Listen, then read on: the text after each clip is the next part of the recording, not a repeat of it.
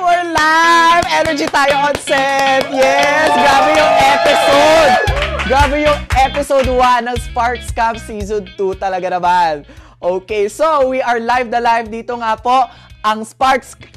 O, diba? Live tayo. Mabubulol tayo pero okay lang yan cause nobody's perfect. Pero this is Sparks Plug Live! Yes! Episode 1. Ito nga po ang after show chikahan session ng Sparks Camp Season 2 wherein we spark conversation and plug in our thoughts, opinions, violent reactions about the episode tonight, live na live. Yes, and I am your host, your Kekisor Bong Gonzalez. I am not your mother Mela, your mother Mary. Charis. Sabi nga ni Pipoy sa episode. Pero I am your host, Bong Gonzalez. And syempre, papasalamatan muna natin ang ating supporter. Thank you so much, Greenwich, for supporting our show for tonight. Kaya don't forget, diba, mag-order kayo ng mga barkada nyo, ng inyong mga Kekisors ng Greenwich. Don't forget, hashtag, aga ng piyok live na live. Just press hashtag 55555 or order.greenwich.com.ph.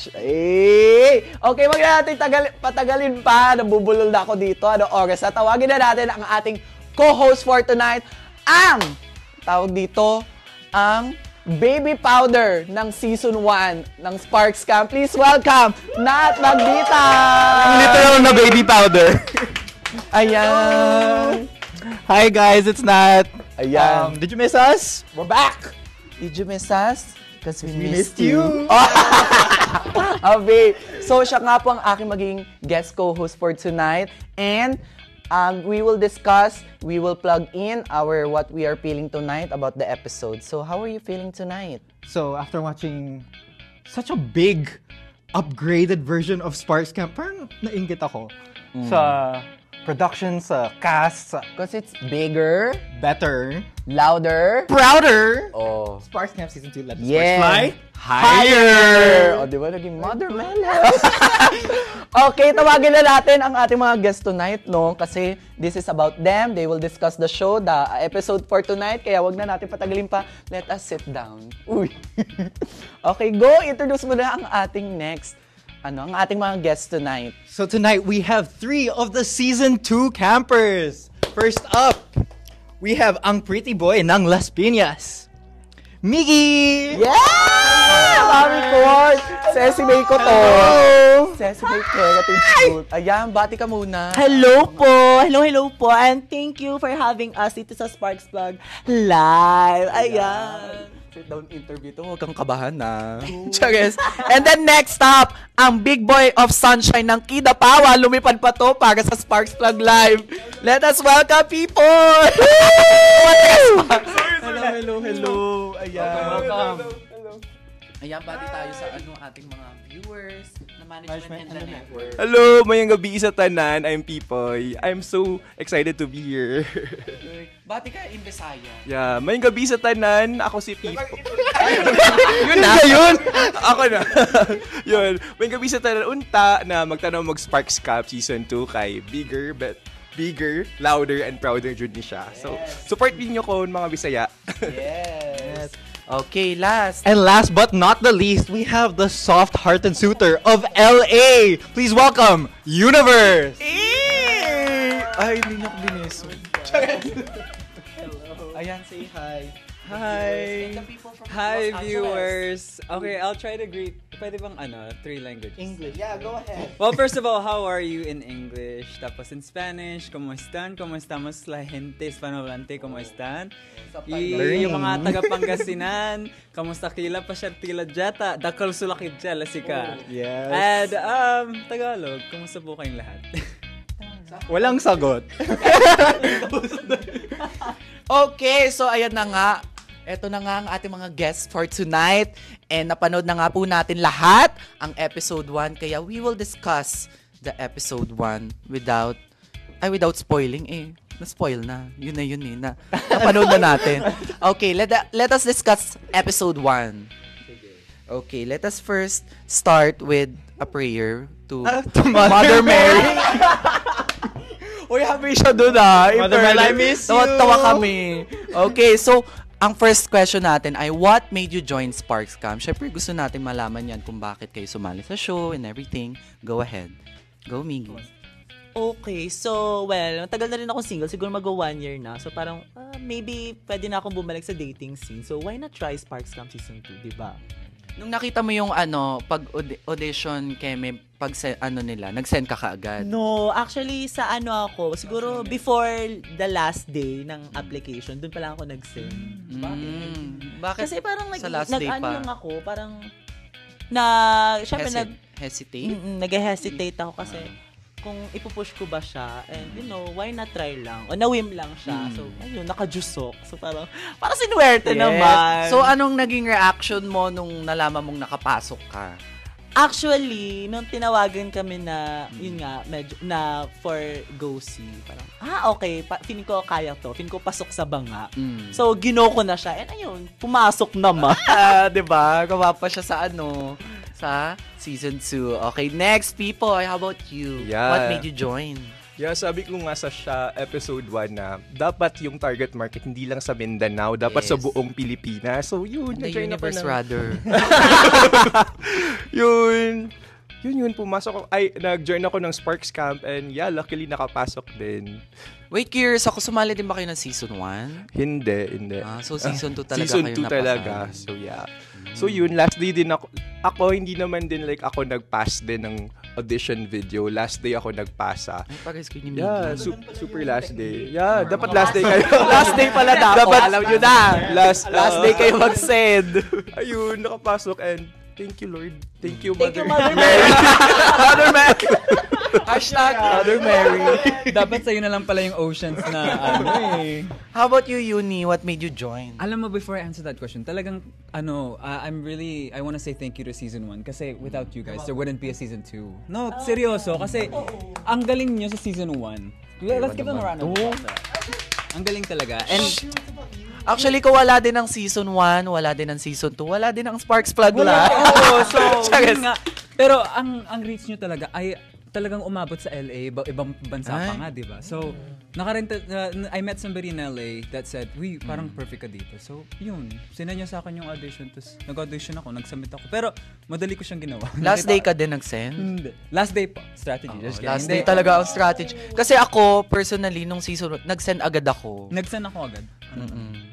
So hindi ka last day nag-send? M&M lang. So, para maging remarkable sa mga it's either sa simula or sa end kayo mag-send. Wag sa gitna? Charis! Wala lang. Suggestion lang naman. Okay. Di matabunan. Anyway, speaking of season 1, I'm guessing you guys are all fans of season 1. Are you sure? Charis! So you're saying you enjoyed it? And did it inspire you for season 2? So, after having watched season 1, what did you prepare? How did you prepare after having watched that? Knowing that you're gonna enter season 2, how did you prepare? Ikaw naman yung list. Okay, sige. Ako, syempre, naisip ko, physical. Kailangan may physical preparation. So talaga nag-gym ako talaga. Syempre mapapanood ka kasi. Parte kasi yun yung parang strategy ko na. Wait, so bakit hindi ka nag-topless sa Bakit sa season entrance? lang nag-end? Abangan po. Ay! Okay, abangan natin. Kasi I'm Dito a na lang. Christian girl. I just kidding. Sweet girly. Yun nga. So physical, tapos siguro nag-journal din ako, parang I wanted to have a clear picture kung ano yung hinahanap ko sa next partner ko. Kasi 4 years na single na rin ako, maybe. Like most campers actually, si EJ nga 8 years na, could you imagine? So, yun talaga, nag-journal ako. Tapos, to paint a clear picture kung sino yung hinahanap ko or ano yung hinahanap ko sa guy, magiging partner ko, at makilala ko rin yung sarili ko mas lang. Hindi, di ba sa episode, sinabi mo, so kasama sa journal mo yung dapat mas matangkad sa'yo, or, di ba sa'yo yun? Yung height requirements. Or kay Zoher yun? Sa akin Dalawa, din naman. nag-height Dalawa requirement. kami. Oo, Parehas kayo. Oo, parang parehas ka. Ayaw niya sa short king. We love shorty. Ikaw muna, Tito. Ako muna. So yung preparations ko, nag-workout sa ML. ML. Hindi ko ba? Atleta ako. Extreme Super. I love, sports. extreme activities. I love playing volleyball. Yeah. So as for my preparations naman, like binge watch ko talaga yung Sparks Camp and nag-google ako ng how to flirt. Eme lang. So yun, like binge watch ko yung season 1 and then like ganito pala yung galawan dito. Tsaka kasi iba sa Mindanao. So okay, magtatagalog ako. So dapat mas communicative ako through Tagalog. And then walang Bisaya. So sad. But yeah. Like it's so fun na nakapag-communicate ako with another language and that is Tagalog. Yun. Ikaw ang representation ng mga Hi mga Bisaya. Yeah. And at least, exotic ka. You're the only one na from Mindanao. Grabe no, exotic. Rare. Go media. Okay, so more than the physical, I really think na dapat prepared ka mentally. Kasi hindi ka papasok sa camp na, hindi ka pa nakaget over sa mga past relationships. Correct! Louder! Go, VT! Kasi 'di ba, Bong, aminin naman natin na parang Bakit si Bong? Bong and Nat. Okay. So ang hirap naman lumande kapag di ka pa nakaget over sa past mo. So I really made sure na nakaget over na ako sa past relationship ko before entering kasi hello te, lalandi ka tapos magre-relapse ka sa camp. Di ba? Bago kayo mag-send ng audition tape, Diyos ko, mag-move on muna kayo. Diba? Live tayo, no? Live? Hala. Ikaw naman na, paano ka nag-prepare nung season 1? I watch dating shows. Kaso, puro straight. So, iba talaga yung galawan. And, kulang yung research ko. Because I saw the way you guys were doing your confessionals. It's like, you're very seasoned reality stars. Lalo si EJ, parang sanay na sanay siya sa ano. Kasi drag queen nga si EJ, so I feel like fanay siya ng drag race, diba? So, but something unique about Sparks Camp that I think a lot of people really enjoy is yung moment of truth. Moment of truth, yes. And diba, you have to have secrets that you're gonna reveal to the reveal. people. Can I ask, how did you guys go about preparing your secrets? Especially alam nyo na ngang may ganon sa show. Paano nyo binili yung mga secrets? Ito naman people Yeah, like, syempre, nakipagtotoo. May word ba na gawin? Nagpakatotoo. Sorry. Nakapagtotoo. Nakapagtotoo? Cue subtitle. Nagpakatotoo na naman ako sa sarili ko. Like, I just showed my authentic self. Yun na lang. And then like, di naman yung gawa-gawa yung secrets namin. So like, yung pinaka-memorable and for me na ma-share ko and maka-relate yung ibang tao, yan yung pinush ko na secrets sa Sparks Camp. And sana naman na ka-relate yung tao and na-inspire sila sa akin. So yun. Segue na natin. Syempre, na-share mo nga sa iyong sa moment of truth dito sa episode 1 ay yung sa mom mo. Fairness, naiyak ako doon. Talaga, kinip ko lang yung sarili ko and we became emotional beings there. Like the, inside out. Huy, bakit? Hindi, pero, syempre, kamustahin ka naman natin sa relationship mo with your mom, kung nasan yung mom mo ngayon, di ba? Batiin mo, ganyan. So, hi mama. I love you. So, thank you so much for speech. Thank you so much. Thank you so much for accepting me for who I am. Yun. And then like, yeah, she recently had her birthday nung January and nung June 9. So, Happy birthday happy po. birthday, Tita Christy. Sure. Christy. Yay! Uy, bagay ni siya kinapawan.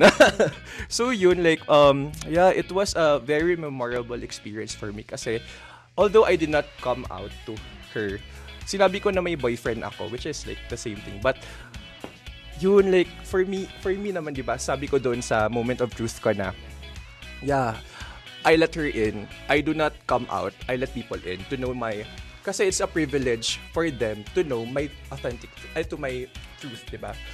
So for me, yun yung gusto kong i-push sa mga tao na mensahe. Kasi you don't have to come out if you're not ready. Yeah. So, it's always on you if you want to come out. Tapos, yun lang. Yes, no pressure.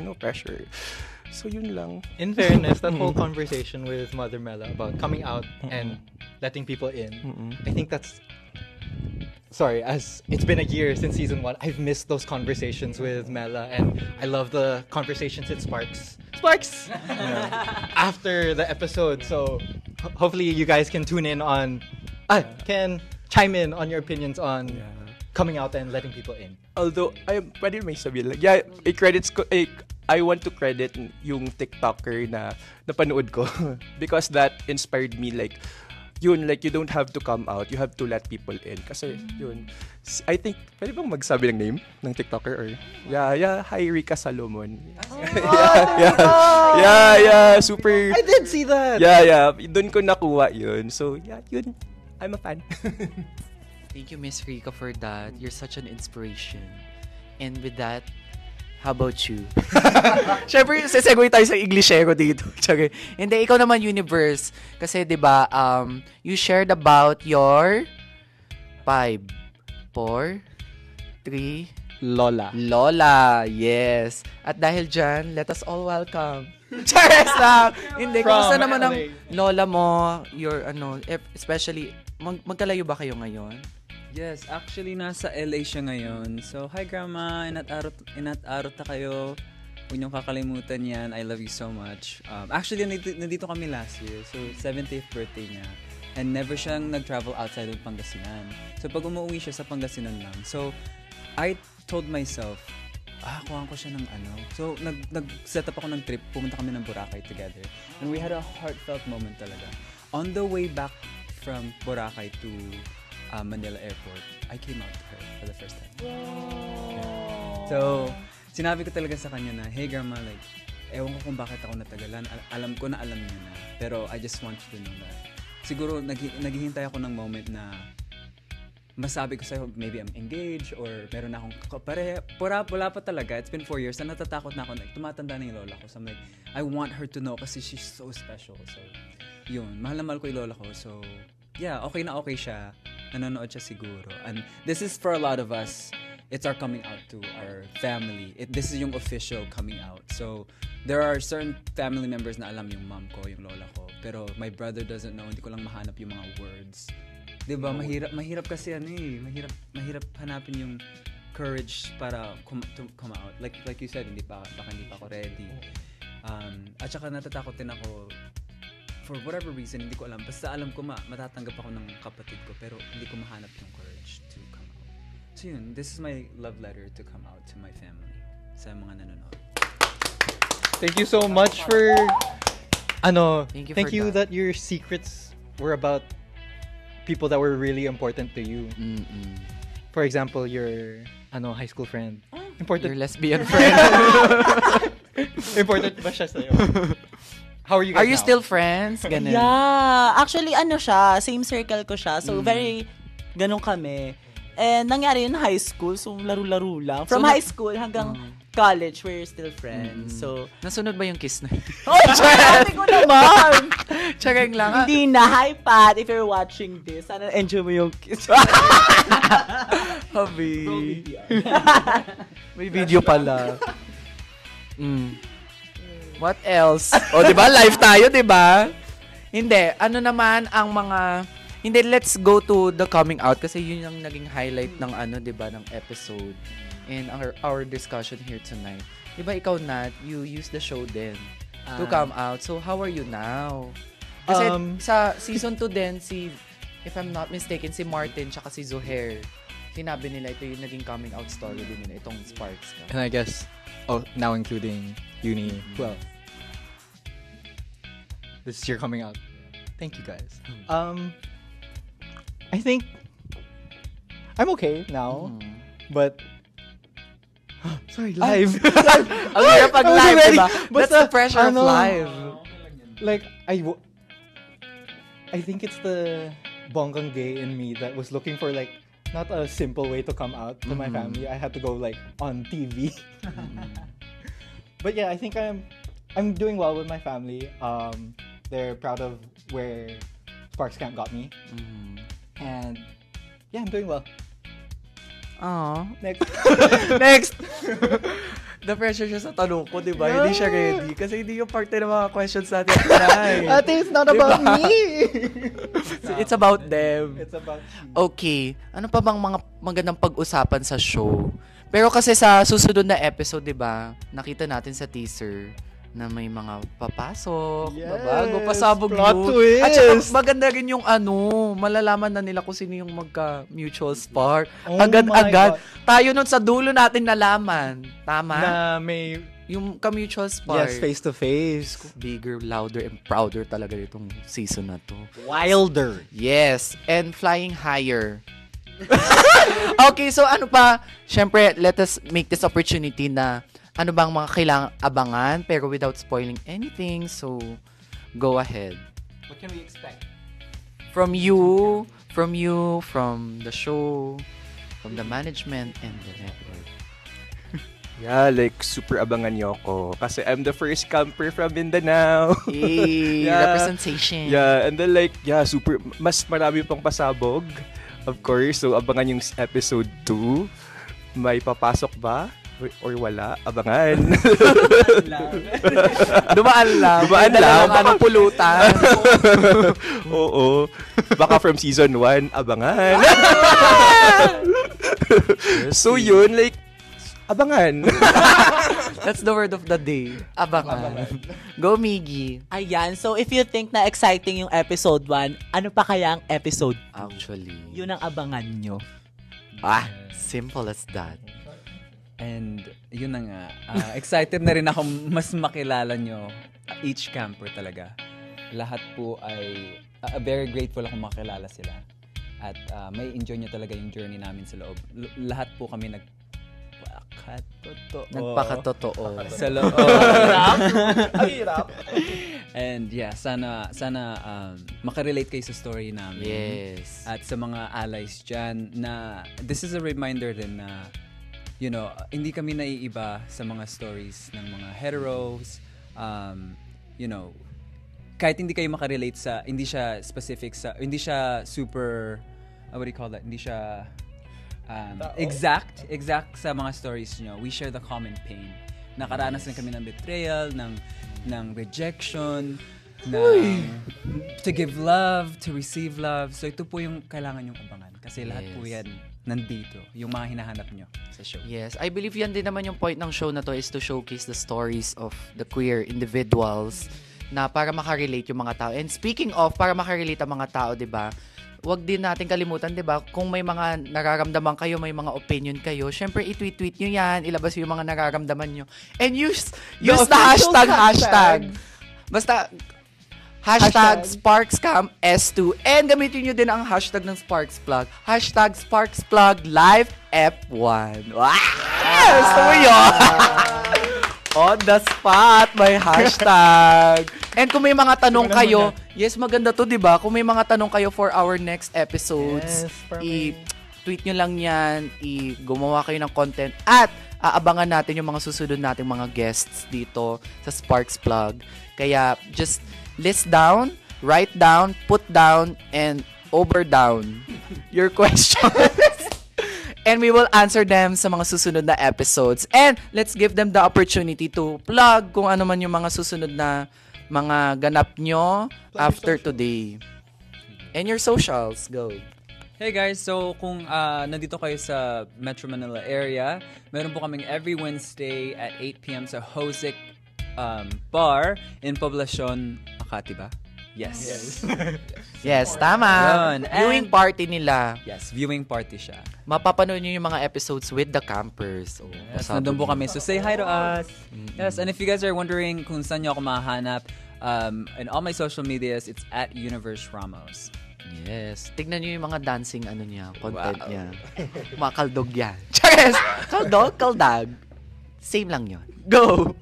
At kung wala kayo sa Metro Manila, like me, punta lang kayo sa Black Sheep YouTube channel every Wednesday starting June 26 with the char lang. So yun Starting lang. today. Starting June today.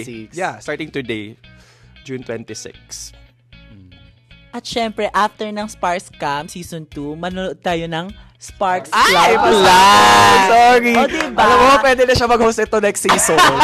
Ayan, para magkaroon tayo ng after chikahan session. Yes. With Bo and other season 1 campers as well. Yes, malay mo bumalik sila as guests. So, tingnan natin. Pipoy, ano ang socials mo? Yeah, socials ko pala, sorry. That's at Pipoy Arero at lahat ng social media accounts ko. And tingnan nyo yung mga big boy fact niya. Yeah, Yes, nakikita ko yan. Diba? Nakikita ko yan. Maria ko lang magkarinig. Facts! Sabi ko facts. Yeah. Yes. Facts. Ayan. With a Z. At syempre, you can follow me rin sa Miggy Rualio, lahat ng socials. Yes.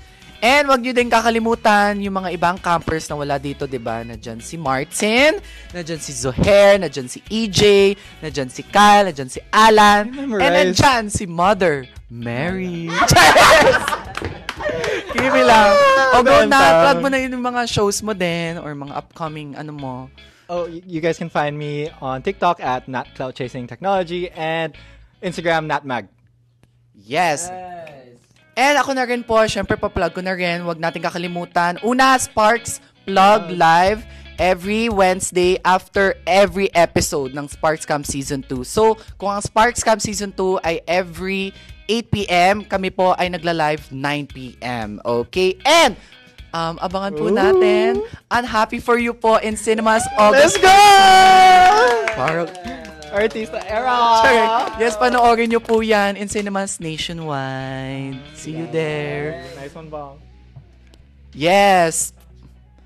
Sang channel? YouTube channel. Yes, sa YouTube channel ko to naka-live. Kung nasan kayo nanonood ngayon, dyan lang yang ang Sparks Plug Live. And ang Sparks Camp Season 2 sa Black Sheep YouTube channel. I believe na itawid, na ilaban ng episode 1 ng Sparks Plug! And abangan natin next week kung sino ang ating mga magiging guests and guest co-host. Tingnan natin kung sino. So, see you next week sa Sparks Plug Live. Thank you so much, mga Kekis! Happy Pride! Sa'yo. Thank you so much, Greenwich. Press #5555555. Order.greenwich.com.ph. Thank you so much.